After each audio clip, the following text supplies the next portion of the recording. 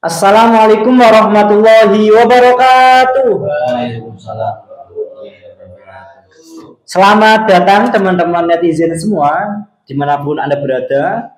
Kembali lagi bersama saya, Kang Siswandi, di konten spesial Ramadan. Taji luar, tanya jawab interaktif Li Ubudiyah with Al Asror.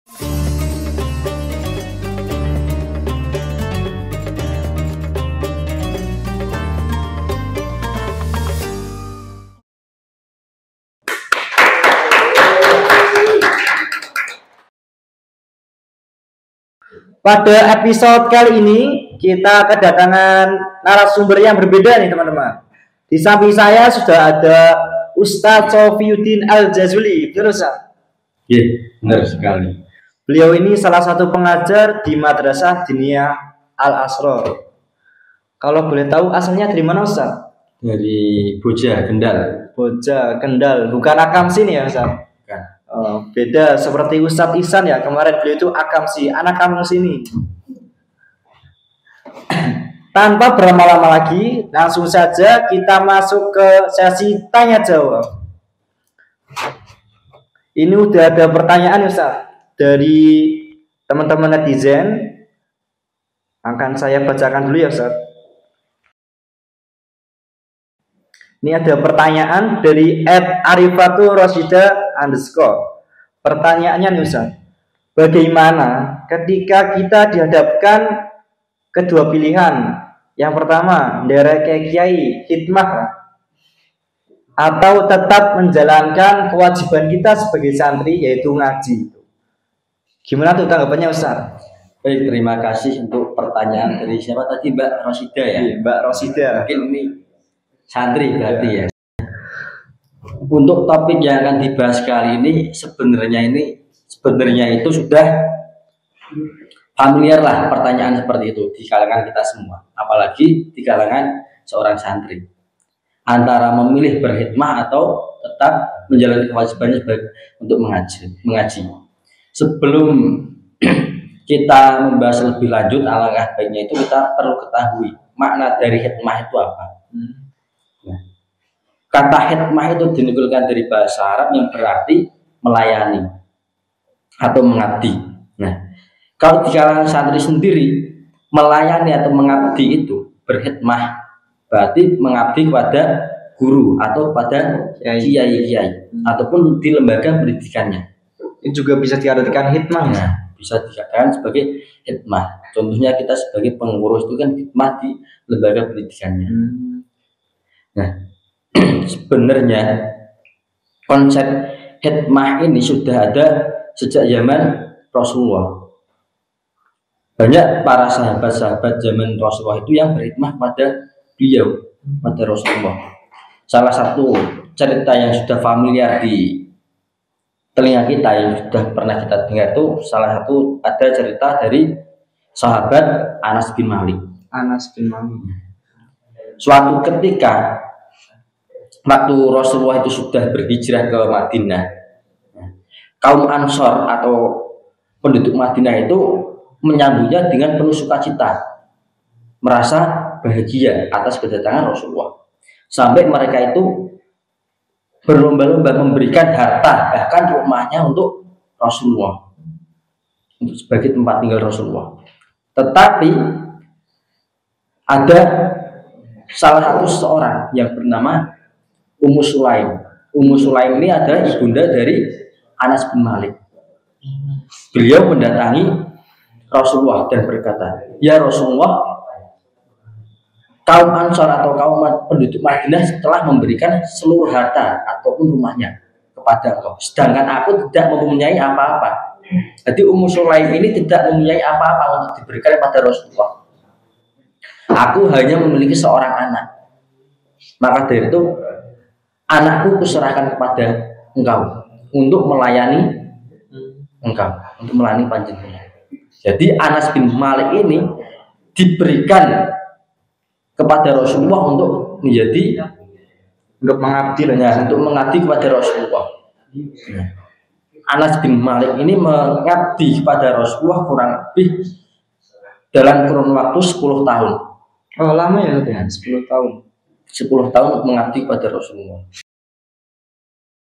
Kemudian setelah Anas bin Malik mengabdi pada Rasulullah ini, nah barokahnya apa yang didapatkan oleh Anas bin Malik ini?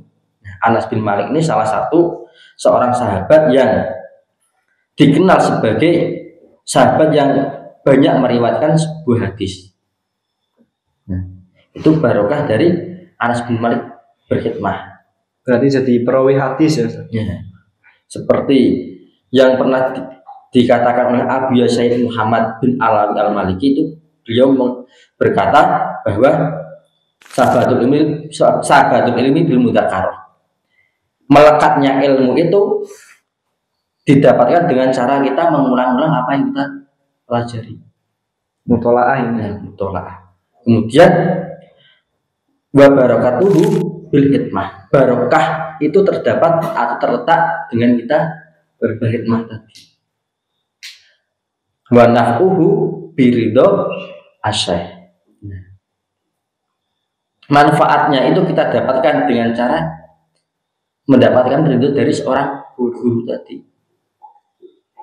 Mungkin kalau di kalangan santri juga sudah familiar lah. Al-ilmu bita'alum wal barakatuh bil hikmah. Ilmu itu kita dapatkan dengan cara belajar, dan keberkahan itu kita dapatkan dengan cara berhikmah. Kembali lagi ke konteks tadi pertanyaan awal, memilih berhikmah atau mengaji.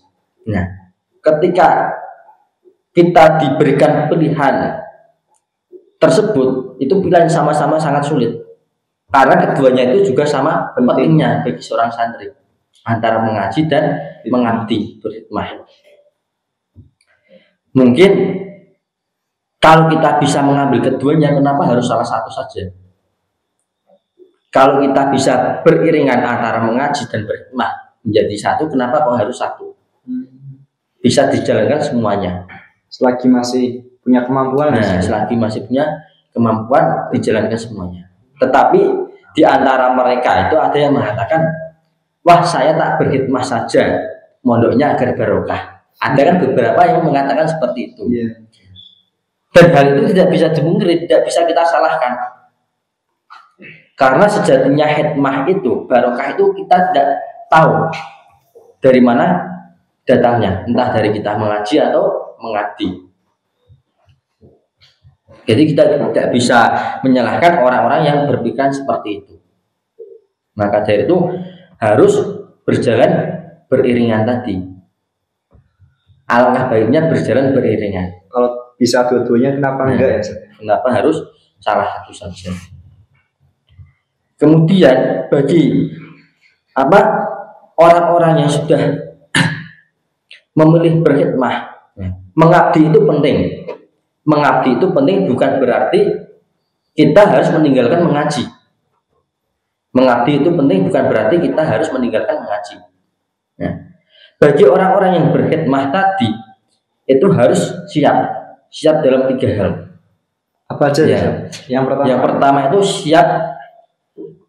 siap lelah pastinya, tenaga. Nah, siap lelah. Yang kedua itu harus siap diperintah, harus legowo lah. Legowo, harus penuh keikhlasan, dengan hati yang ikhlas untuk semata-mata ditujukan untuk kita mencari ridho Allah dan ridho dari seorang guru. Karena kunci keberhasilan terdapat di situ, seberapa kita ikhlas berkhidmah lagi. Yang ketiga itu harus siap disalahkan. Kadang ada seorang santri itu ketika disuruh berkhidmah, kadang diberitahu asal nggih katanya, tapi tidak tahu apa yang diperintahkan, malah miskom jenenge. Miskom, salah paham. Jadi siap disalahkan itu. Maka dari itu, kalau kita berkhidmah tadi harus bisa membentengi diri kita sendiri. Harus bisa membentengi diri kita sendiri. Jangan sampai itu, kalau kita tidak bisa membentengi diri kita sendiri, nantinya akan dilihat sajalah, orang yang tidak bisa membentengi diri ketika berkhidmah nanti pasti akan keteteran dalam hal mengaji tadi, karena disibukkan dengan kesibukan yang ada. Jadi pentingnya untuk memanajemen waktu. Memanajemen waktu kapan berkhidmah dan kapan mengaji. Harus bisa bagi waktunya. Harus bisa membagi waktu. Itu salah satu dari apa? Orang-orang berkhidmah, di prinsip dari berkhidmah seperti itu. Kalau menurut saya harus bisa membagi waktu. Kan tidak selamanya, tidak 24 jam nonstop kita berkhidmah terus. Ada kalanya kita harus juga beristirahat, juga meluangkan waktu untuk mengaji. Ada waktu-waktu tertentu lah. Ada waktu-waktu tertentu. Semisal kalau kita ketika melakukan didhawuhi dari dalam ataupun dari guru-guru kita, pas di waktu jam wajib belajar madrasah diniyah ataupun yang lain itu, ketika kita tidak bisa masuk, nah nanti kita luangkan waktu sendiri, entah kita belajar ke teman tadi yang berangkat, nah, harus itu. Karena apa? Kalau menurut saya itu, ketika kita mengabdi dengan ikhlas tadi, dengan sungguh-sungguh dan tidak mengesampingkan kita menuntut ilmu, mengaji tadi, kita akan dimudahkan dalam menuntut ilmu tadi. Tidak, jadi bukan berarti kita itu mengkambing hitamkan khidmah itu sebagai jalan kita untuk agar bisa bebas dari ngaji. Nah, bebas dari mengaji seperti itu. Karena malas mengaji menurut saya. Nah, seperti itu. Ini yang salah seperti ini. Tapi kita tidak bisa dipungkiri ya, mereka yang berkhidmah itu pasti punya rasa capek. Iya. Nah, tapi juga tadi harus merasa capek itu boleh, tapi jangan sampai terus menyepelekan tujuan utama kita di pondok pesantren itu apa? Ngaji. Wae ngaji yo, ngaji. Wae khidmah yo, khidmah begitu. Seperti tadi untuk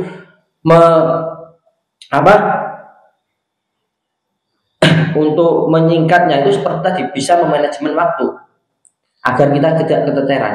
Tanggung jawab kita juga selesai, tanggung jawab kita sebagai abdi dalam atau pas waktu berkhidmah itu juga selesai. Begitu. Jadi tidak ada alasan untuk memilih salah satu saja. Kalau bisa itu juga harus berjalan beriringan dua-duanya. Jadi jangan ambil salah satu. Eman-eman ya. Nah, eman-eman.